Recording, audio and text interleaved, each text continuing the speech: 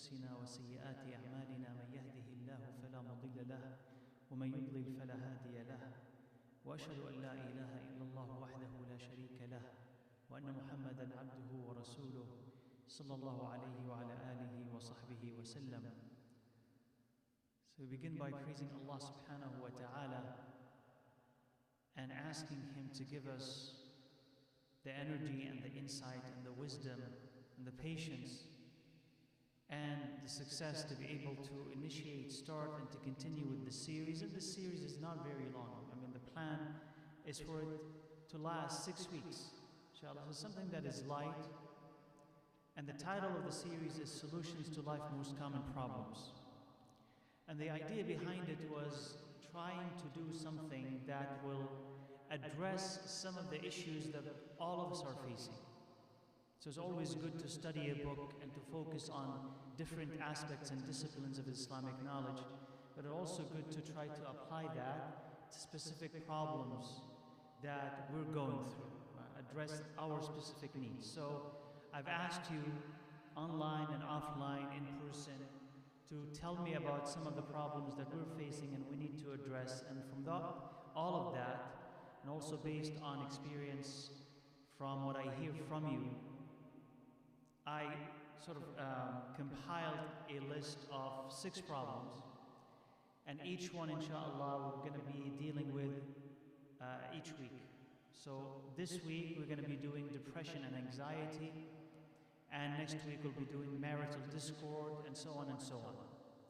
And of course, as you notice, we're going to be spending an hour with each problem. An hour is not enough, right? Like depression and anxiety, we're not going to treat the whole matter and cover it completely in an hour. That's not possible. So what we're trying to do is to acquaint ourselves with the problem, to understand it a little bit better, to introduce some solutions, so that inshallah, because if you ask yourself, who is this for? If we are suffering from any of these problems, or we know other people, or we want to protect ourselves from it, we will have some background. And then inshallah, based on your feedback, because I will still need your feedback, stories, recommendations, suggestions, we can expand this. Whether an issue or one issue of these we can expand into its own series, or develop another series that deals with another set of problems. Whatever it is, I would like to hear inshallah from you, whether you're online, offline, in person. Let me know, this was helpful, we can add this, we could take this away. So I cannot do inshallah without your vital input. So the idea there is what? To give keys or an entry understanding into these problems, and then see where you can, with the help of others or on your own or by consulting people, be able inshallah to develop this into a more permanent solution. So today inshallah I said we're going to be dealing with what? Depression and anxiety. So these are 2 common mental health issues and problems. And they seem to be, wallahu a'lam, getting more and more common. That we're hearing more and more about that. And I'm going to divide my topic, inshallah, into a definition of what these things are.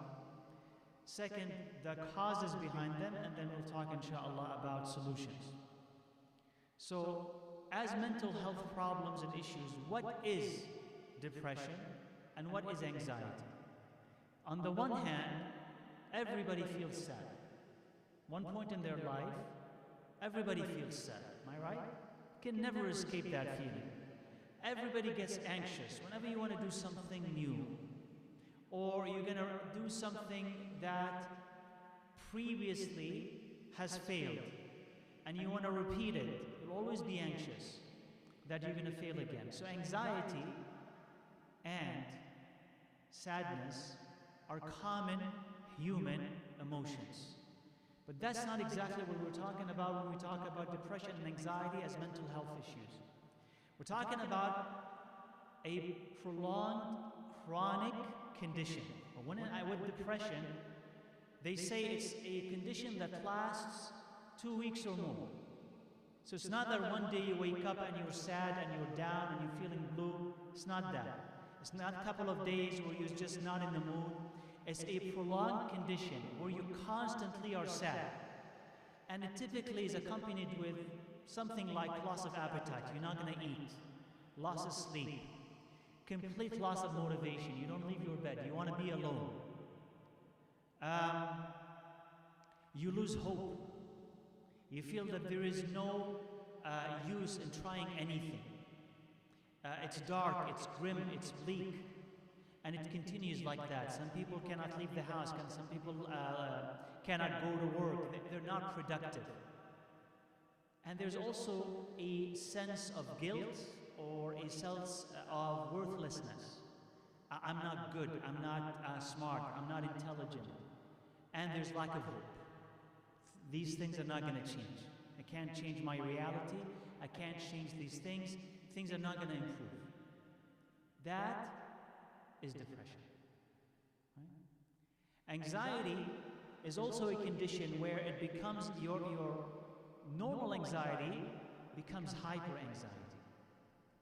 You're really afraid, and it's chronic to the extent that this person cannot leave the house, cannot be around other people, cannot go to their work, cannot do specific things that normally you'll be able to do, even with some trepidation, with some fear, but you'll be able to force yourself to do them, but this person cannot do this.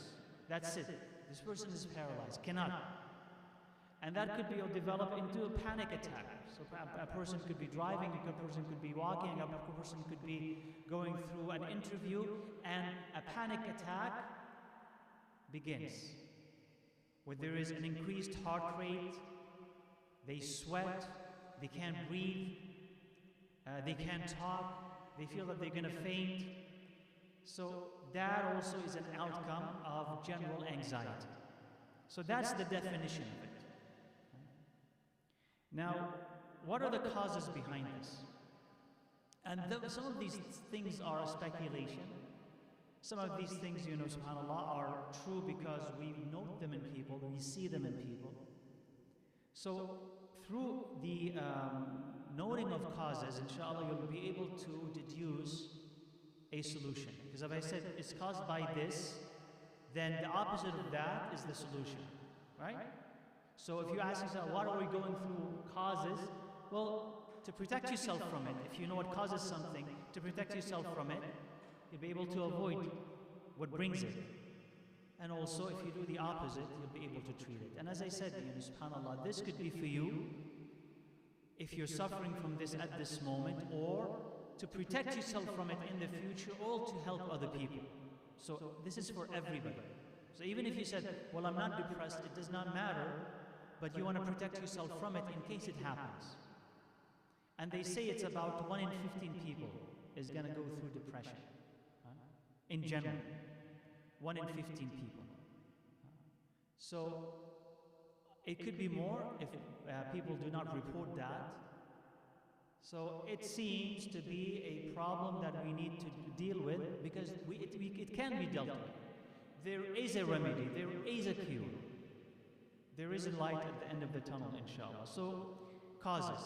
So the first thing, in categories under causes, I call them structural reasons. Things in society that you find society built this way. They cause or increase depression and anxiety. One is secularization of society. The secularization of society is where Allah Azza wa Jalla is taken out of society. So society is not moved or motivated by Allah Azza wa Jalla. It's not governed by the morality that Allah had sent, but it's completely material. So it's material in its mechanisms, and it's material in its goal. What do you do in society? I'm working. Why are you working? It's for the sake of money. It's for the sake of promotion, sake of fame. So Allah Azza wa Jal, and the blessing that the religion of Allah Azza wa Jal brings to any society is taken away from it. That's what the secular is. So society is weak because of it, more material because of it, and the individual also, as a member of that society, is also weak because of it. Urbanization. Bigger cities. So what does urbanization do? It cuts you off from family and puts a pressure on you. So you're disconnected, and also at the same time you're living a very busy lifestyle where you don't have time for yourself. You don't have time for your family, for your neighbors, for your children. So you're disconnected.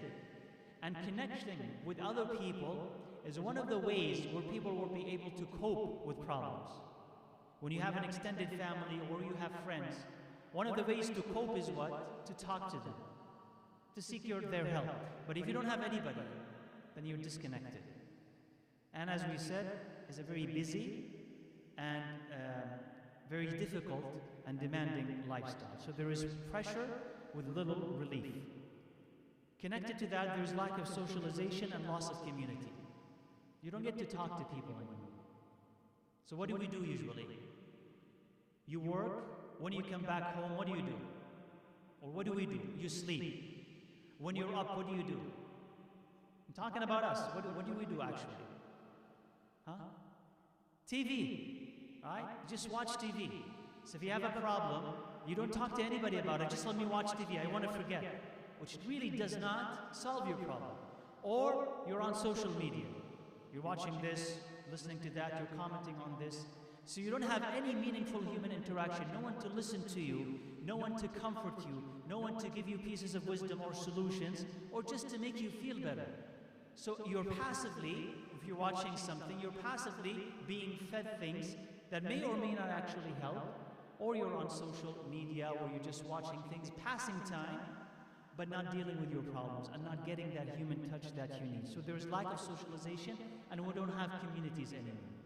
And even if we call it an online community, it's anything but a community. It's really nothing. Or we call them friends, they really are not friends.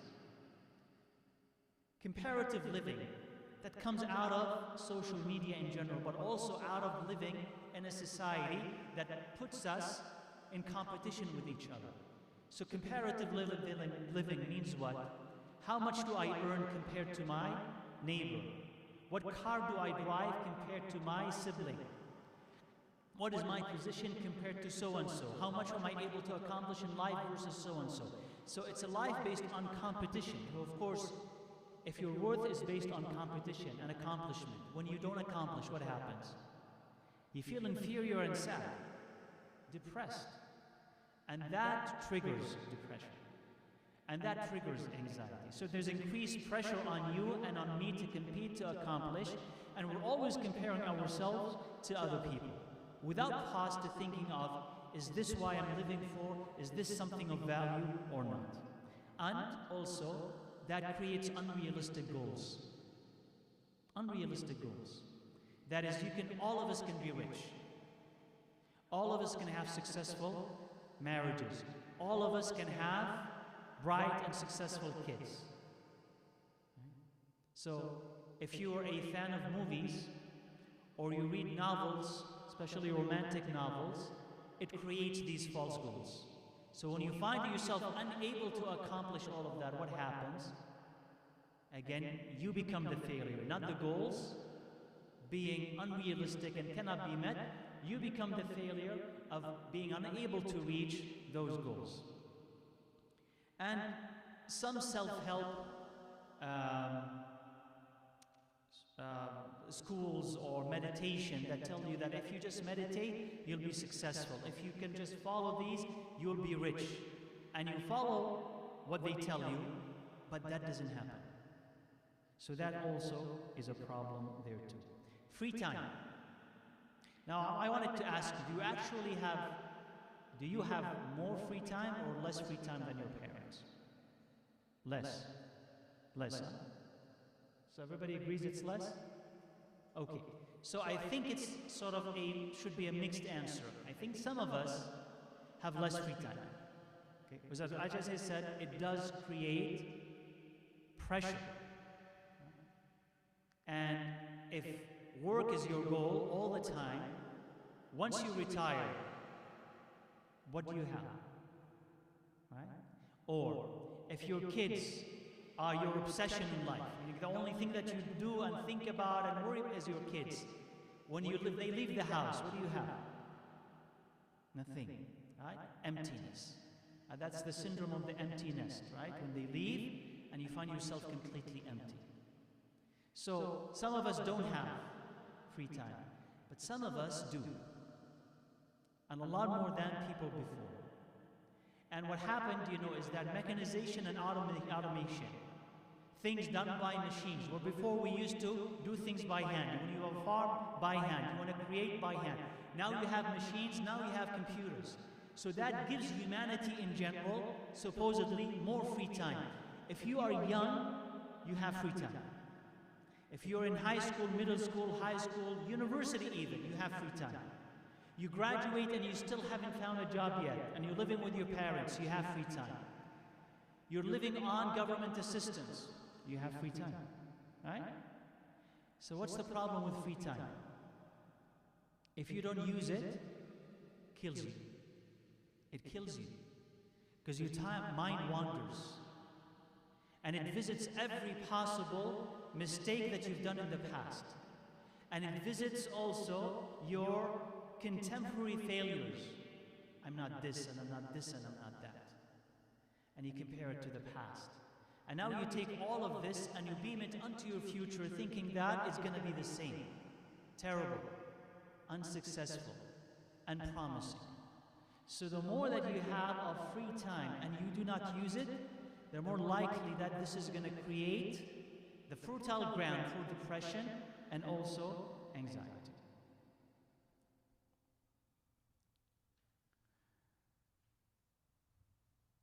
And lastly, and causes that are under the structural elements, maybe perhaps, this is from me, Allahu A'lam, I have no evidence for it, maybe the type of food that we're eating. So chemicals, preservatives that are added to it, how we treat animals today, and how that, subhanAllah, could transfer to you and to me. I don't have evidence for it, but I'm saying, Allahu A'lam, it could be a possibility. So it does not hurt to pay close attention to the quality of food that you're eating, trying to eat as natural as possible, and also animals that have been treated humanely, so that whatever you're eating is not going to adversely affect you. Second, categories of causes. I call them nature and nurture. So one, genetics, a possibility, Allahu A'lam. If it runs in the family, it may be more likely that you're going to suffer from that as well. So if you have grandparents, parents, siblings, aunts, uncles who do have depression, you may be, and I'm not saying that you're necessarily going to have it, you may be more likely to actually be open or susceptible to it. Personality type, that's also a possibility. Introverts and extroverts. So if you're a person who always keeps to himself, doesn't socialize, doesn't talk to people, versus somebody who's an extrovert. You're always out there. You have friends, you go out, you talk to people. If you have a problem, people know about it, they can give you suggestions and solutions. So personality type may make one personality more prone to depression and anxiety than other people, although it does not make you immune from it. You can be an extrovert, a very friendly social person, and yet slowly start withdrawing into yourself, and then depression could start. How we are raised, how we grow up, how our personality and world outlook is formed. So how our parents shape our personality. So it's not only about genes, but how your parents shape your personality, how does it develop, what expectations they have of you. Do they make you a perfectionist who's going to blame himself for any failure or setback in his life, or do they know how to teach you how to deal with problems and with failure? So expectations and how to manage those expectations, and what do you expect of yourself? Do you have friends or do you have not? Do you socialize or not? Do they blame you or do they spoil you? Because it could be two opposites. And this is all for parents, or if you're going to be, inshallah, a parent one day, you have to pay attention. You could be two opposite. One, you could severely criticize and blame, where everything is their fault, and put them down to an extent where they have no self-esteem. And any failure in life means that it's their fault. That's an extreme. Or the other extreme is to spoil them. So if you spoil your kids, well, they actually never assume any responsibility, and you're always taking care of their needs. Once they are out on their own and they are met with the reality, the harsh reality of this life, they can't cope. so they withdraw into their own selves. And they can't process this world. Huh? So they lack the skills to be able to process this world. So how you raise them? There is that, I don't recall what name they give to it, but within Japanese culture, there are a category of young men. Most likely it's young men, could be young women as well, who do not leave the home at all and stay all their time within their room, develop slowly. And it's usually in the beginning, right? They're spending most of their time playing video games. They don't socialize. They play video games incessantly, without stop. Video games, video games, video games. And they start slowly, shunning all social connections. They don't leave the house, and then ultimately they don't even leave their own room. You can't even drag them outside. And it becomes a chronic condition. And they need therapy to be able to be integrated again into society. So those young men did not develop like this spontaneously. If they did not have, on the one hand, parents who were supporting them, meaning spending on them, and also that their social connections were disrupted, and they were solely focused on one medium, which is video gaming, and nothing else. If they did not have that, they would not develop in that fashion. But they did. So how you raise your kids significantly affects them, and how they'll be able to raise with life, and whether they develop also depression or not. But that's one element. Right? Number 3, weakened connections with Allah Azza wa Jal, meaning a weaker connection with Allah. And here it's important when I'm discussing this, and I'm going to mention it again inshallah when we're talking about solutions. It's important not to blame the victim. That if a person is afflicted with this, don't go to them and say, it's because your iman is weak. That doesn't help.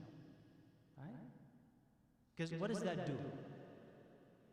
It makes it worse. They're going to sink even further down. Oh yeah, it is my fault. Well, they're ready to accept all blame. It is your fault that you're depressed, and it's your fault that you're anxious. That's really not helpful. And even if you are suffering from it at this moment, you can't take it and blame yourself, because as we said, there are other elements. Other elements. So use it to understand the solution, meaning, no, if you enhance your relationship with Allah, it'll be easier. And you'll be able, inshallah, to exit and escape this problem. But in general, if you want to protect yourself from it, enhance and strengthen your relationship with Allah, enhance your iman. We'll talk about, inshallah, a couple of those things when we're talking about the solution. But enhance your iman, because it will protect you. But if you stray, if you leave Allah Azza wa Jal, you can be an easy prey for these thoughts, and for them to develop into something that goes beyond your control. So, think of depression and anxiety like a physical illness. If you have immunity, inshallah, you will be protected. And the last of these things, and that is the least that I wanted to focus on, but just in case I'll mention it, inshallah. Envy, possible.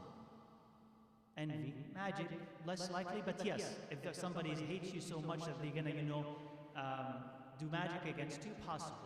So as envy or magic, they can make you physically ill, right? With me, right? They can also make you emotionally ill, psychologically ill. So it's the same thing. So it's a possibility that that be the case. Now, how does it develop? Whether it's depression or anxiety. It doesn't, as I said, happen spontaneously, overnight. It does not. But it's a process.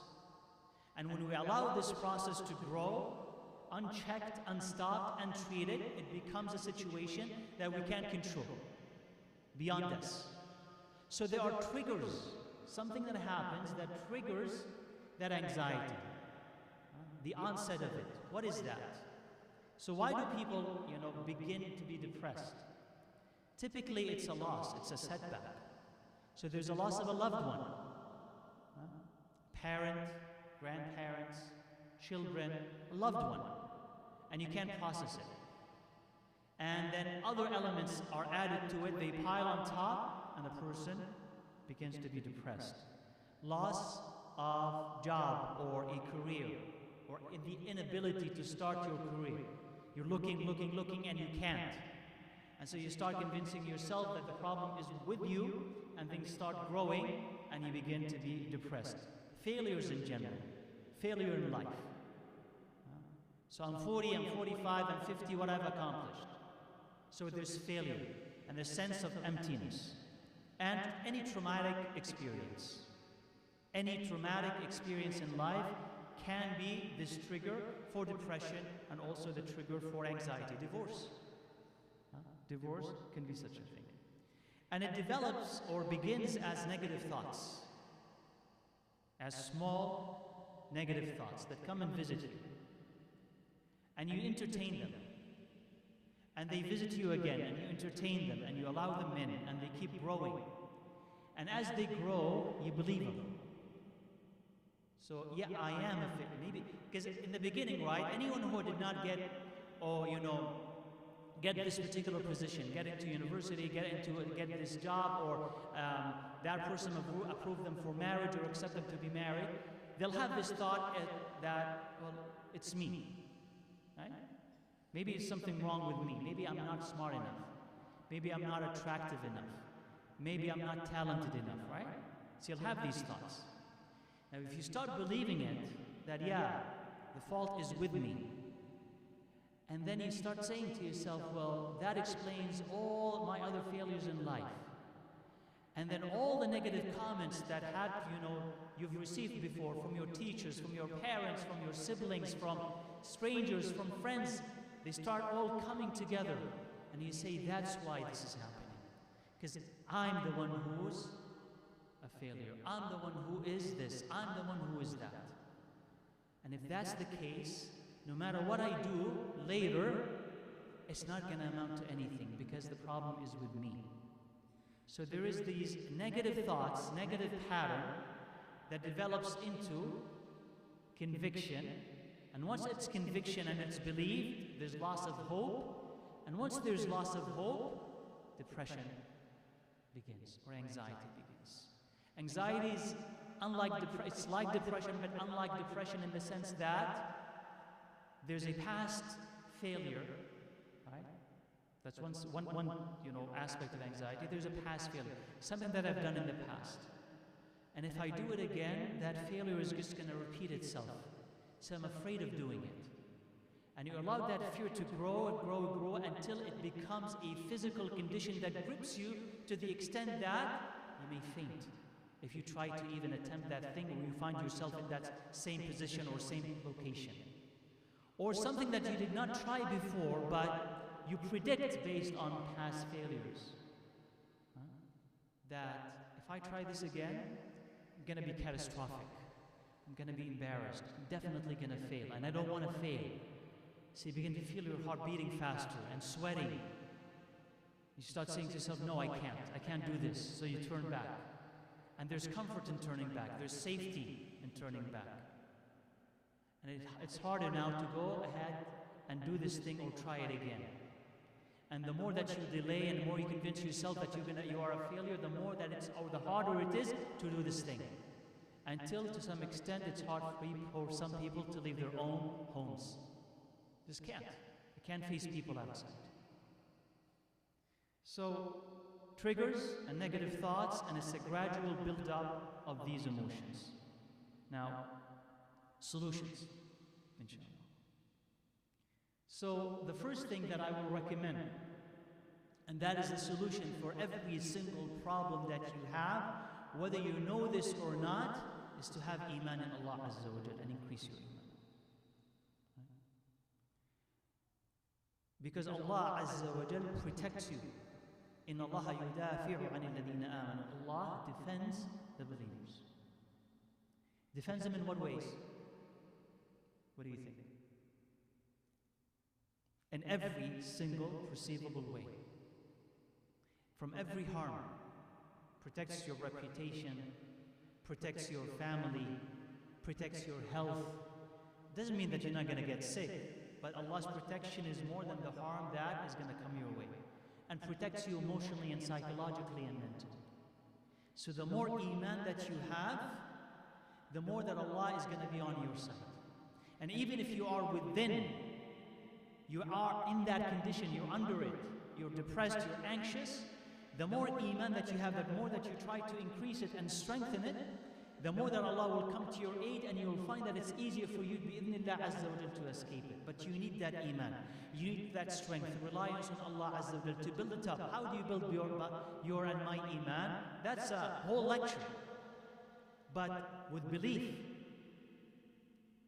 with ibadah, with dua, with dhikr, we'll talk about some of these things. By coming closer to Allah azza wa jal in every possible way, asking Him to increase your iman, and staying away from the haram. Staying away from the haram. You know that the sadness that you and I feel, I'm talking about the occasional sadness. You feel and you wake up one day and you're just completely not in the mood. And it could last 24 hours or a couple of days and then it goes away. You know what that comes from? That comes from the fact that I and you have done something that is sinful. And that had allowed that discomfort to enter into your and my life. That's why in the hadith, the Prophet ﷺ said, and by the way, that's why if you understand this hadith, you'll understand that that sadness that you and I feel is not all bad. Because he said, ﷺ, there is nothing that is going to come your way that discomforts you. Even a prick of a thorn, even if you trip, except that Allah will take your sins away because of it.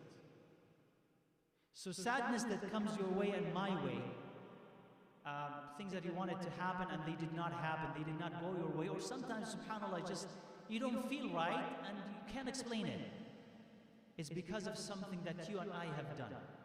And we are paying for it, but also Allah Azza wa Jalla is taking away your and my sins because of it. This actually is good. It's good. And when you realize that, it starts to go away. Starts to go away because you realize that Allah Azza wa Jalla now is communicating something to you. And if you know that something is happening to you and me because of my sin and your sin, what do you do? How do you shorten that? Sabr, of course, definitely, right? When you have sabr, you'll be able to ride through all of that and overcome it, inshallah, and then it will go away. But if you know that there's some difficulty in your and my life that's happening because of our sin, we're not yet depressed, we're not yet in chronic anxiety, but this is happening because of our sin. How do we shorten its span? Tawbah and istighfar. Tawbah and istighfar. So you say, Allah, I repent, and you ask Allah for forgiveness, that thing will shrink. Because that thing is supposed now to have gone away. And the more sincere you and I are in our istighfar and tawbah, this thing will go away. So you understand why I'm saying that iman and staying away from the haram is your first and most important tool that you have in your arsenal to protect yourself from depression, to protect yourself from anxiety. Right? That's the first thing. The second thing is the Quran, the book of Allah Azza wa Jalla. And the book of Allah Azza wa Jalla has this, barakah, blessing in it, that when you are reading Quran continuously, and that is the prescription for today. If you're someone who is more likely, you know about the midlife crisis, right? And there's a quarter life crisis now. Right? So if you're in your 20s, you may go through a quarter life crisis. So you want to protect yourself from it, because some people, if we say, you're going to go through this and go through that, they'll say, that's going to happen to me in my 40s, my 50s, my 60s. Not now. No. Actually, if you're young, you're more likely to experience this. If you're young today, you're more likely to experience this than your parents. So you really have to listen to this. Reading the Quran every day. First, there is barakah in it. Simple barakah of the words of Allah inhabiting your heart, entering your ears every single day. It's just this barakah. And they will put barakah in your life and protection in your life. And sometimes this protection, you don't know what Allah has saved you from, but you're being saved. You're being saved. And your mood, by the way, is going to improve. Your mood is going to improve if you read the Quran every single day. Make it a habit. So you want something to enhance your mood, don't look for something haram. It doesn't work really, it's not as effective, but read the Quran every day, be consistent, and your mood will enhance. You'll feel better. And there's be barakah in your day. So there's first a blessing in the words of Allah Azza wa Jal. But I'm not just talking about the melody of the Quran. I want you also to understand what Allah is saying in it. That is, if your teacher asks you and he says, read this book, you go and you come back to your teacher and you said, I read this book. He says, well, tell me about the lead character in it. I said, I have no idea what the lead character there said. What about the events? I said, well, I read it, but I was playing with my phone while I was reading it. So, yeah, the words, I read the words, but I have no idea what the book is about. Would he say, yeah, congratulations, you've read the book? I said, go back and read it. You didn't read it. So how do you read the Quran if you don't understand the meaning?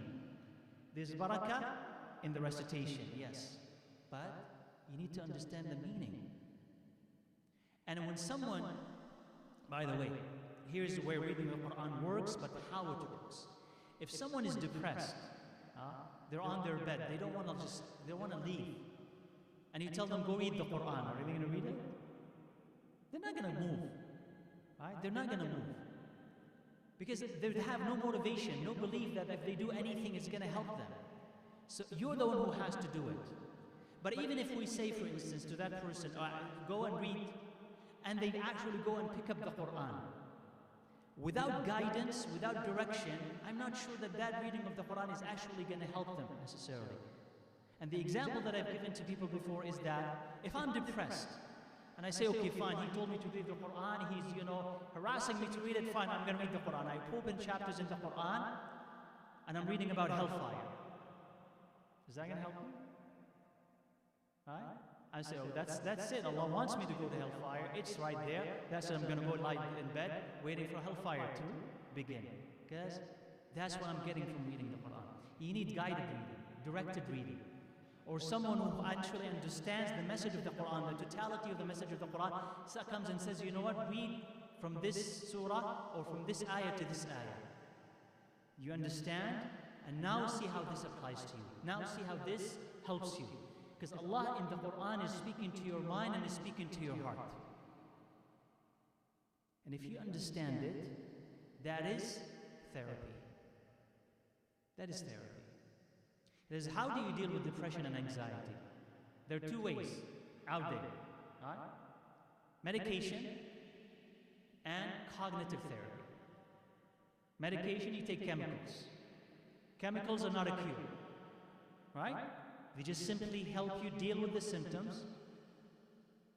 Brings maybe some balance, but there is also side effects to them. And that's not a cure. So how do you deal with it? You go to a therapist. The therapist sits and talks to you. What do they talk to you about? How you can change the way that you're thinking. Whether what you're thinking about yourself, about life is wrong. So change they call it distorted thinking. So change your thinking and then change your behavior. That's what the therapist is going to do. So if you allow the Quran to do this, the Quran will be the best therapist that you will have. Because it's going to talk to you about the root causes of your depression, the root causes of your anxiety. Tawakkul on Allah Azza wa Jal. It's going to instill that in your heart. Trust in Him is going to instill that in your heart. Raja, hope from Allah, and never despairing of His mercy. It's going to put that in your heart. Ask Allah for assistance even when you're weak. Expecting the best from Allah, not the worst, etc., etc. So if you take these elements and you start believing them, and you allow them to counter the negative thoughts and patterns that you have developed, you'll feel better.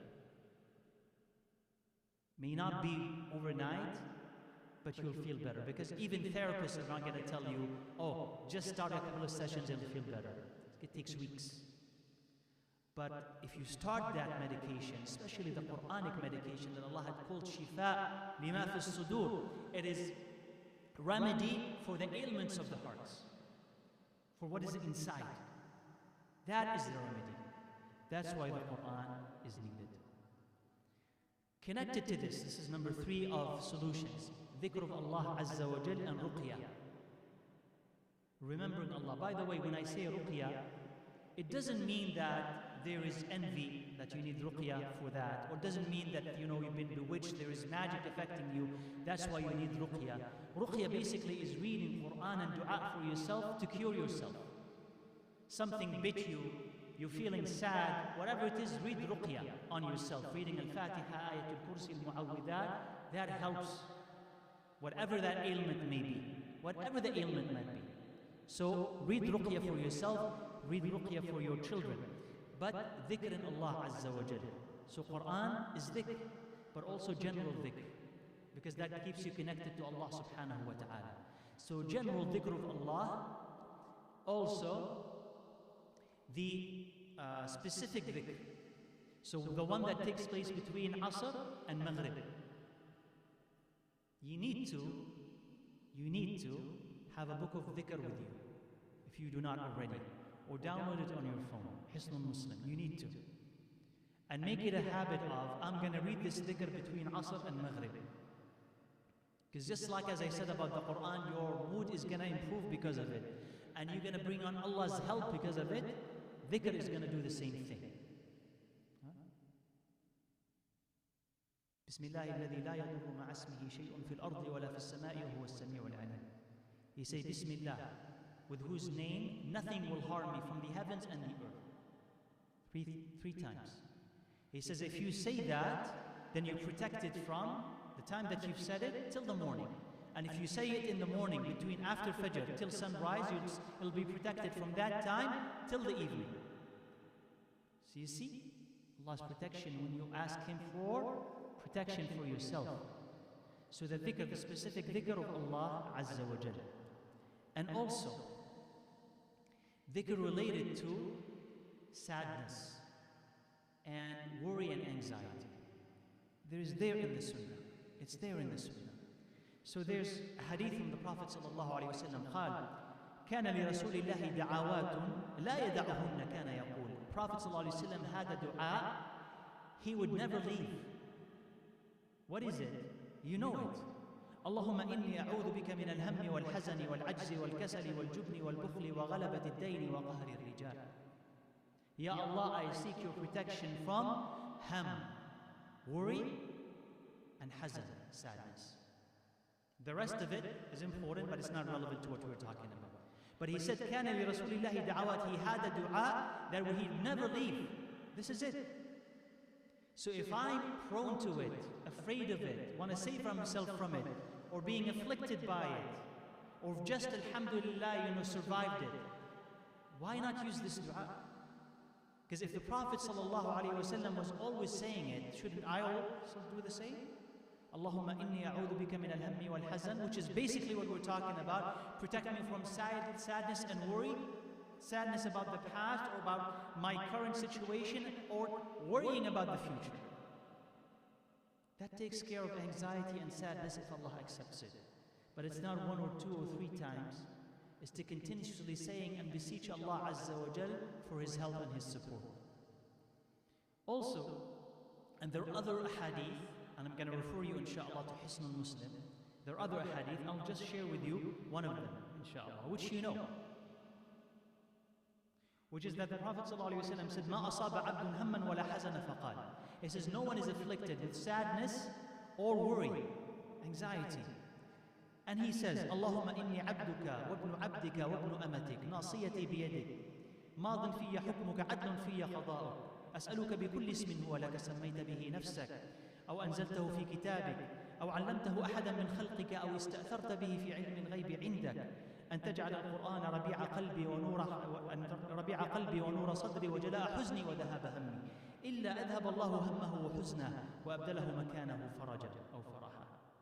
He says, the Prophet ﷺ says, if you're afflicted with sadness and anxiety and worry, and this helps, again, whether you are suffering from complete chronic ones, or it's just the onset of it, or your fate that is going to happen. He says, Ya Allah, I'm your slave, son of your male slave. This is my father you're talking about. Son of your female slave. This is your mother that you're talking about. Nasiyati biyadik. My forehead is under your control, meaning that you have total control over me.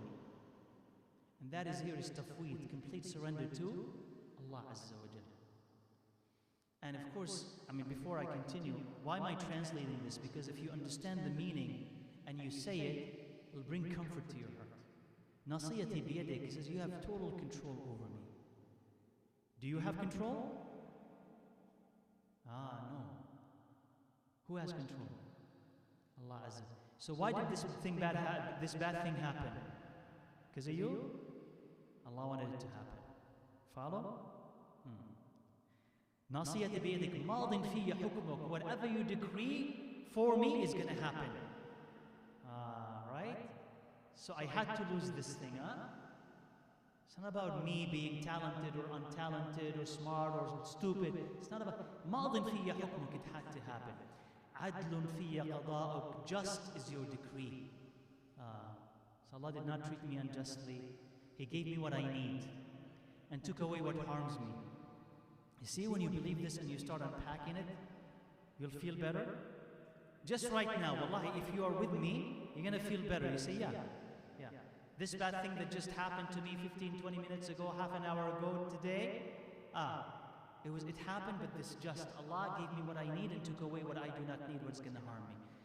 Alhamdulillah, you'll feel that. So now, as'aluka, I ask you by every name that you have, and it details it. You taught it to someone, you hid it, and you concealed it, and so that no one knows about it. That you make the Quran, the Rabi', the revival of my heart, that it brings life back to my heart. It would be like the rain that drops and bring back life to my heart. And the light of my chest, and the removal of my sadness, and the removal of my anxiety. Except, he said, except that Allah will take away his sadness and anxiety and put happiness instead in his heart. So you're asking Allah, bring this Quran into my heart and make it my happiness. And there's some other dua, and I'm going to refer you to Hisnul Muslim. Hisnul Muslim, right? And it's available as an app. You download it, and it's right there. I think it's like chapter 34, 35, or 35, 36. Dua for anxiety, dua for sadness, dua for distress. La ilaha illa anta subhanaka inni kuntu min al-zalimin. That's another dua. La ilaha illa anta al-azim al-halim ila akhiri. That's another one. So the more that you say it, but also say it with understanding, Allah Azza wa Jal is going to help you because of it. Number 4 here, social connections. Having family and friends to talk to. You need to develop these social connections. You cannot be trapped by your phone. You cannot be so engrossed in social media that you forget about real life and real friends and family. So you need to distance yourself from all of this. Give yourself some relief and reacquaint and reconnect yourself with people around you. So talk to family, talk to your wife, talk to your husband, talk to your kids, talk to your parents, talk to your friends, develop social connections. Ask people about strangers, how are you doing? Great to see you. Just develop social connections because whether you know it or not, when you talk to other people, you will feel better. Sometimes you feel that the world is so dim and so black. You talk to other people, you know what's going on with their lives, and you just simply feel better because of it. And also maybe connected to it whenever it is possible. Whenever it's possible, don't stay by yourself alone. Go outside. Whenever it's appropriate, go outside. Right? Have outside activity, outdoor activity. Talk to other people. Don't trap yourself into your room on your bed doing nothing and having these bad thoughts invade your mind and invade your heart and ruin you. Because if you leave yourself to them, they will ruin you. Number 5 is exercise. Exercise helps, right? Actually, it does. One is that serotonin and dopamine, when you exercise, especially aerobic exercise, they get secreted into your body. You know how you feel better when you eat chocolate? Yeah? Have you tried it? Yeah, you feel better when you eat chocolate, right? So it's the same thing. So these hormones, they get secreted into your body when you exercise. And you actually start feeling better when you exercise. In addition to the fact that you've done something. You ran these many kilometers and you've lifted these many kilos. and also, so this sense of accomplishment in it, right? And you've done something. So, exercise. And when you accomplish something, you will be able to conquer, inshallah, that dim sense of hopelessness. There's no good left, I can't do anything. Now you've done something. You know that sometimes they say that if you're really depressed, some of the smallest activity can help you. The smallest activity. Just taking the garbage out of the home, putting it outside. That helps. Because you could see yourself doing something, accomplishing something. So you need to accomplish something. So exercise actually helps, and it adds balance to your life. Like if someone is depressed, hey, just sit, read the Quran, read the Quran, read the Quran. It's not going to help. You need balance. So if you can't read the Quran, but then do something else. Talk to friends, go outside, exercise, do some, something that is fun, that's going to take that burden away, inshallah. So balanced life also, where you are balanced between religion and halal entertainment, having a hobby. Having a hobby. And I know some of you are going to say, I don't have enough free time to develop or to have a hobby. But if you have that free time, develop a hobby. And if you actually work with your hands, that decreases your anxiety. Yeah? It's scientific. If you work with your hands, it's not just simply typing things, right? But actually work with your hands. Go out and work on the garden, plant something, or have a hobby where you're actually accomplishing and building something with your own hands, actually decreases your sense of anxiety and it gives you accomplishment. Set goals. This is number 7. The problem with depression and anxiety in general is that there's just this emptiness and we fill it with negativity. There's free time and we fill it with bad thoughts. But if you have a goal, you're not going to have a free time. Or even that free time that you have will be utilized to accomplish those goals. So those goals are what? Religious only? No. Religious and worldly. I have some religious goals I want to do. How ambitious you're going to be religiously depends on you. I want to memorize the Quran, memorize Bukhari, memorize Muslim. You can have that.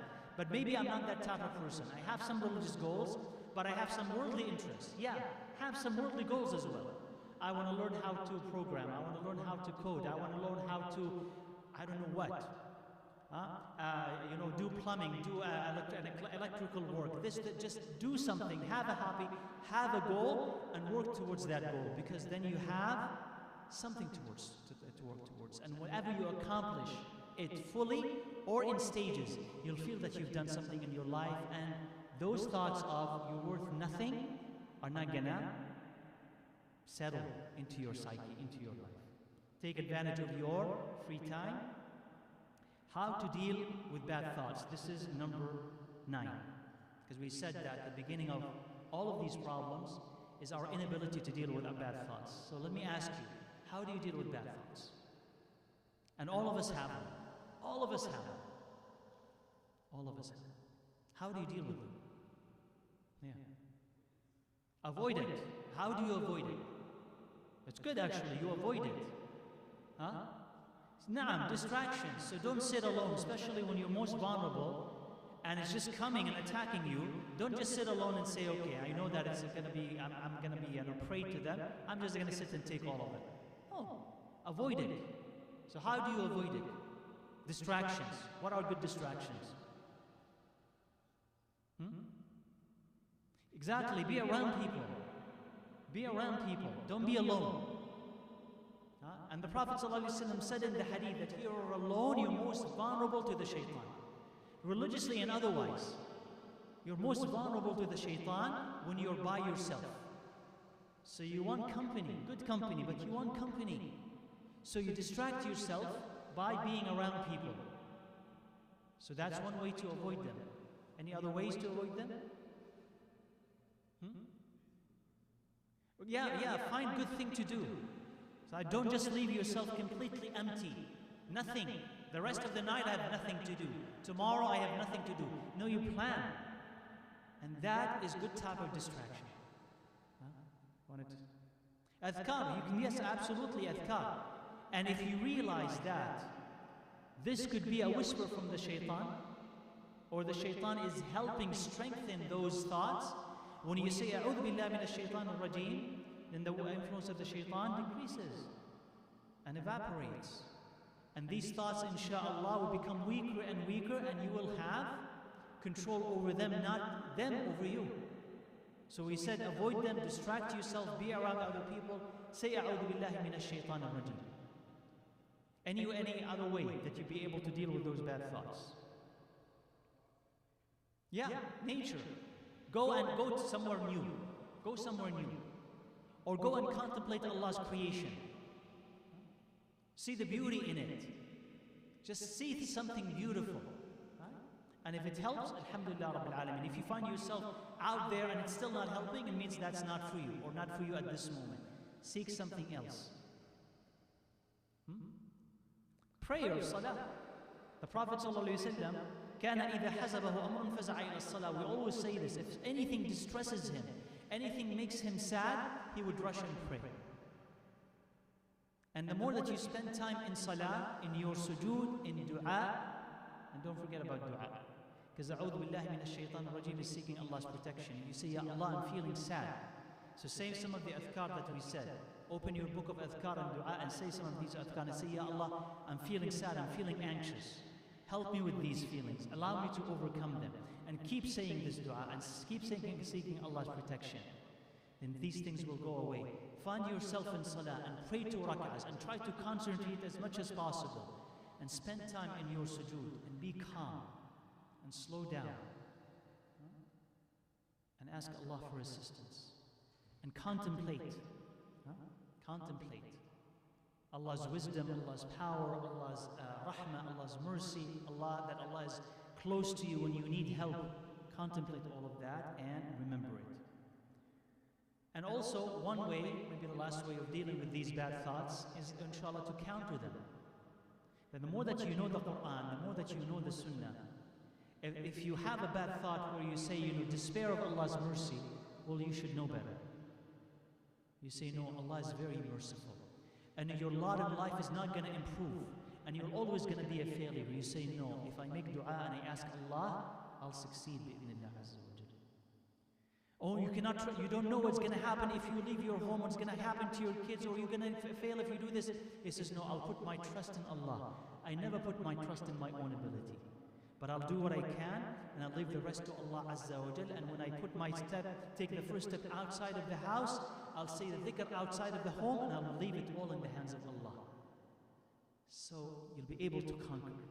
You'll be able to overcome it, bi'idhnillah Azza wa Jal. But this is why? Because Allah is close to you, and you're close to Him, and you're bringing Him close to you. That's why when you're not that close to Allah Azza wa Jal, and again, I'm not blaming anybody, but if you're not that close to Allah Azza wa Jal, you could be weak. And when you're weak, then the shaitan sees it at the most opportune opportunity to take advantage of it and damage you as much as possible. Number 10, inshallah, talking to other people about it. Don't keep it all to yourself. It's not healthy to keep it all to yourself. Some of us, a very, very tiny minority of us, can deal with their problems on their own. Most of us cannot. When you find yourself that is so festering so much that it's just damaging you on the inside, you gotta stop and talk to other people about it. Family, friends, the imam, the sheikh, but somebody.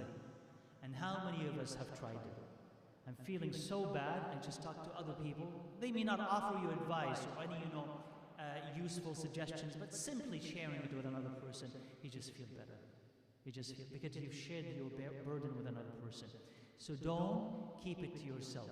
Even these darkest thoughts, I'm a failure, I'm a this, there's no use in me, this, tell it to other people. So they can come and tell you, no, you're wrong. You're absolutely wrong. And this is not right. And see it in a different light, and thinking about it differently.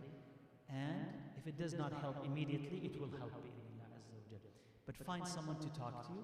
And if you don't have someone around you, come to the masjid and see the imam, see the sheikh if they are available. At least they can give you some advice, inshallah azza wa jal, that could change your situation. Finally, inshallah, the thing that I want to say is that we have an individual and also a collective responsibility towards all of this. Why am I saying this? Is that I can't, if I have a problem, basically wait for the government to act and create a solution for me. or the masjid to act and create a solution for me. If the government is not there, there's civil society, meaning non-profit organizations that step in to complement the work of the government, right? And if the masjids are unable, for one reason or another, to supply the solutions that you and I need, does that mean that I'm just going to give up? Well, no, I have an individual responsibility to treat myself to avoid that problem. And also, whenever I find the opportunity to step in and create something that's going to help other people, then I should do so. So I'm not just going to simply wait for the masjid to create something. You either can come to the masjid and say, you know what? Here's a thought. We need a support group for people who are depressed. Or a support group for people who are suffering from anxiety. Past, present, future, it doesn't matter. But we need a support group for that. Or we need workshops for this. I'll take the responsibility and spearhead organizing this. I'll collect the experts. I'll organize the event. Or I will create that committee. But you say, there's a gap, and I want to do something about it. I don't have to wait for people to do something about it. I can do something about it. For your own sake, and for my sake, and for the sake of your children and my children. So, yes, all of the things that we have said right now, and we have not given this topic its full, its due, but all of the things that we have said are useful for individuals. But maybe some of you, inshallah, will note that, well, I have some time, I have some experience, I have some skills, and maybe I can use this to create a solution for these problems, whether it's this problem or the other 5 that we'll be talking about, inshallah. So, I think it's very close to Maghrib time. If we have 1 or 2 questions, I can answer those very quickly, inshallah.